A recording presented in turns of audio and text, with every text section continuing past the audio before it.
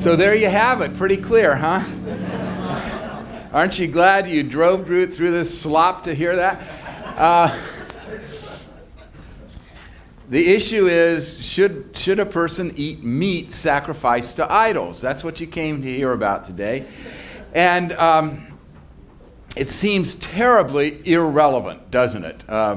It's not something of the first 100 questions you might ask the preacher. Here's what's going on.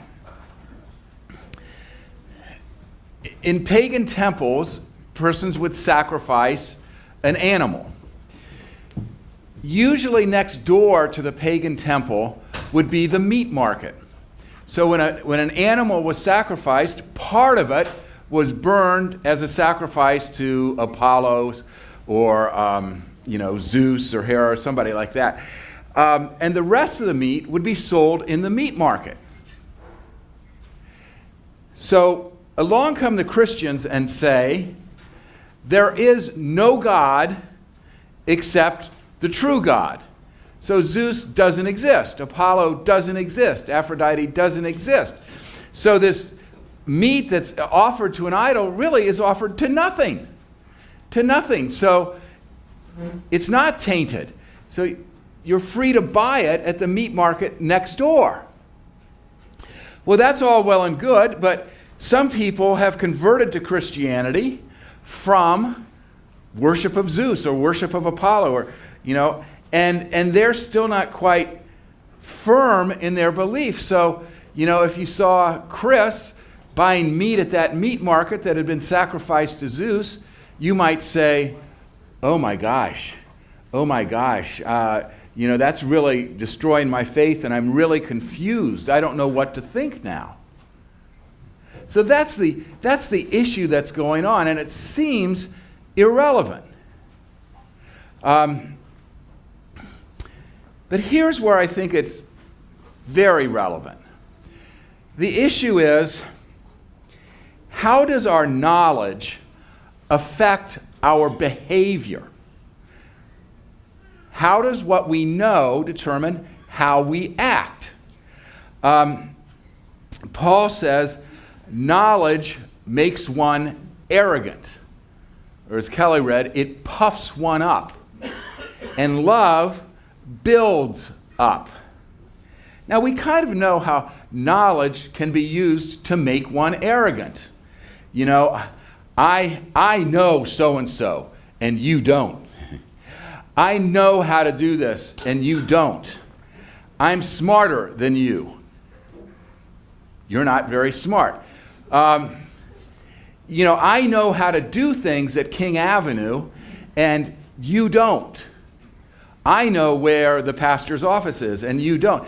And so knowledge can make us arrogant. It can puff us up. And Paul says, love builds people up. It's about the relationship of knowledge and love, which is a very important issue in Christianity. Many people see Christianity as a matter of knowledge. I know the Apostles' Creed. I know the books of the Bible. I know atonement theory. And we think that Christianity is then grasped by us because we've got it all in our head. And Paul says, what about love? What about the heart? I love it right in the middle of this passage. He says, those who think they know don't know yet how much they should know. But love makes us known to God. It's love that brings us to God and brings God to us. But those who think they know don't yet know all they should know. We might say it, you're not as smart as you think. Or you don't know what you don't know. And that's kind of humbling. He's saying, and he says this later in 1 Corinthians 13, our knowledge is partial. So don't act like you know everything, because you don't. Be a little humble here. What is more important to us? Knowledge or love? Love. But I'm not ready to get there yet. I'm not ready to get there yet. We have to wade through some more slush. What's more important? Well, why do we go to school? Why do we go to school? It never entered my mind to go to school to become more loving. You know, I went to school to become an engineer. I went to school to become a teacher. I went to school to learn. I went to school for knowledge. I didn't go to school for love. Even when I went to seminary, it wasn't so much that I went to seminary to learn how to be loving. I went to seminary to learn how to be a minister, to know certain things about running a church and know certain things about theology. And I could even know love. But I didn't go really to seminary to be loving. I really think in our society, the goal isn't love, I'm sorry, but it's knowledge. It's knowledge. I mean, we still operate on this, I think, therefore I am. Not so much, I love, therefore I am. This reminds me of a joke that, it's one of my favorite jokes. You know, Descartes said, I think, therefore I am. So the implication is, if I don't think, I'm not. So Descartes was on the airplane, and the steward came up and said, would you like some coffee? And Descartes said, I think not. Poof! He disappeared. I love that joke. Okay, you don't know humor. But I don't think, I'm not. But Paul's saying, I love, therefore I am. I love, therefore I exist. And then the implication is, if I don't love, I don't exist. Yeah. I think if knowledge is important, being right becomes important to us. But if love is important, being righteous is important. You know, I know the right, and you know, I'm going to be right on this issue. That's a difference than being, I'm going to be loving on this issue. I've told this story before, but it's really important in my maturation as a human being. When we were going through a very rough spot in our family, probably 15 years or so, that's longer than that now, almost 20 years ago, we had difficulty, and I had to wrestle with my control issues and some anger issues. And I remember walking into the kitchen, and Susan was washing dishes, you know, just kind of humming away. And I had her. I had her dead to rights. I was right. She had screwed up on a bill of some kind. And, you know, we were facing late payments, and I had her. Man, I had her.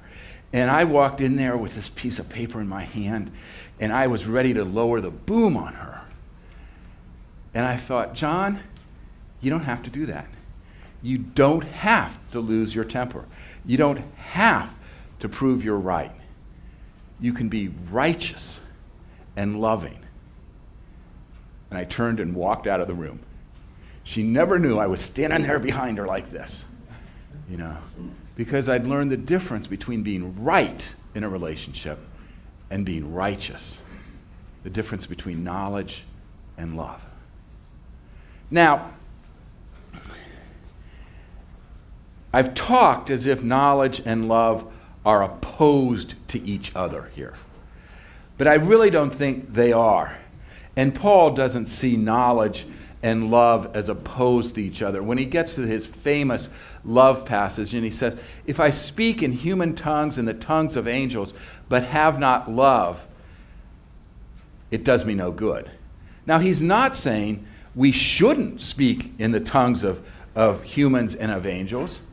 He's just saying, if that doesn't make me loving, it doesn't do me any good. So my language skills in this first one are in the service of love. And then he goes on to say, if I have all knowledge, but have not love. There's nothing wrong with having knowledge. It's just, is it in the service of love? If I understand all mysteries and can move all mountains, if I have power, because knowledge is power, but have not love, I gain nothing. You know, it's the knowledge in the service of love. Nothing should be judged solely on the basis of knowledge, but everything should be judged in the basis of love. Now, Paul never uses this word, but I'm going to use it, and I bet if he heard this sermon, he'd say, that's really good, John, and I wish I had used that word. I want to use the word affection. Affection. There are 4 Greek words for love. You know, agape, unconditional love, philia, philos, which is brotherly love, eros, which is love, you know, striving for an object, and then storge, which is affection. Affection. You know, think about things for which you have affection. Affection is knowledgeable love or loving knowledge. We don't have affection for something in the abstract. We don't have affection for things usually from a distance. We have affection for something because we have personal experience of it. We've been close to it. It's something specific. We take the time to have affection for this object. We see the object with all its faults. But we have this knowledgeable love. We have this loving knowledge. We have this affection for something. We have affection for pets. We have affection for houses. We have affection for the land. We have affection for people. And because we have affection for something, it enables us to probably have affection for a wider circle.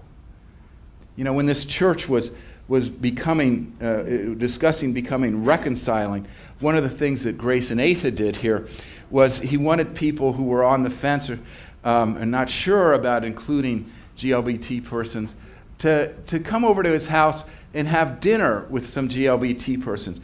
And he wanted not to approach homosexuality as an abstraction. He wanted to approach it in the concrete, in the specific, you know, to develop an affection for that person you're eating with. And then through that affection, to come to accept other gays. You know, it's hard to have love for the homeless in the abstract. But when we know one specific person that's happened here, we have affection. And it opens us to others. And affection sees all the faults, all the problems, but loves maybe because of them or in spite of them. And when we have affection, we want to gain knowledge on how to treat our house better, how to treat the homeless person better. So affection leads us to knowledge, but it's a knowledge that's loving. I wrote a really great paper on love when I was in seminary. I got an A+ on it. It was really good. And when we did premarital counseling, when Susan and I got married, I could tell the priest all about love. I could tell the priest all about love in the abstract. In the abstract. But after 39 years of marriage and developing affection, warts and all, I think I really do know what love is now, but not fully, because I still have to go many more years. But it's that affection that leads us to knowledge. And if we don't have affection for the land, for a house, for a person, for the homeless, for a pet, we tend to exploit it, manipulate it, waste it, or destroy it. I was at a meeting years ago and with some Ohio State officials, and this neighborhood has always been concerned about how far south Ohio State's going to move. And those of us who live on the north side of King Avenue have always been tentative about what Ohio State's going to do to our houses eventually. And I thought, you know, I have affection for my house. I care about my house. And I think the Ohio State official I was talking to didn't have affection for my house. It was just a property that needed to go elsewhere. You know, affection means we care for it. In this passage where Paul's addressing eating meat, you know, I don't think he's talking about a general issue of this eating meat. I think he's really saying, okay, you're wrestling with Bob in the church who's having trouble with you eating meat sacrificed to idols. Do you have affection for Bob? If you have affection for Bob, then you wouldn't want to destroy him. You wouldn't want to waste him. You wouldn't want to diminish him.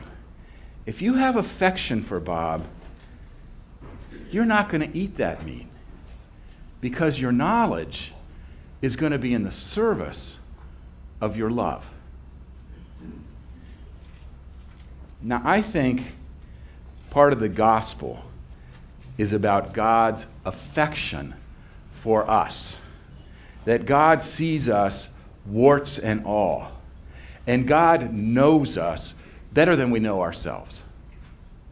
But God's knowledge of us is in the service of God's love. That's what the gospel is about.